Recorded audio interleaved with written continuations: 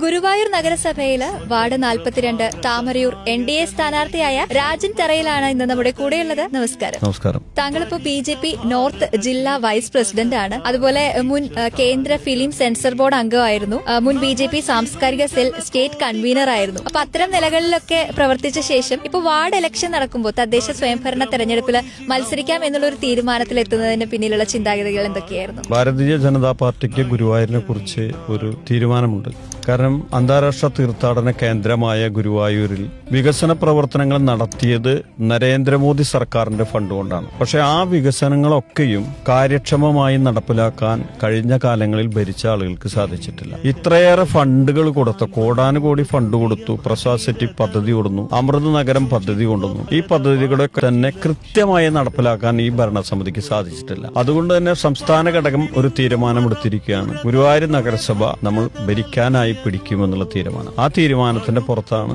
എന്നെ പോലൊരാളെ അവിടെ വാർഡിൽ മത്സരിപ്പിക്കാൻ പാർട്ടി തീരുമാനിച്ചത്. നഭസിലും ജനകോടികൾ തന്നുടെ മനസ്സിലും വാഴും നരേന്ദ്രമോദിജി നമോ നമസ്തേ നയിക്ക നീ നാളും.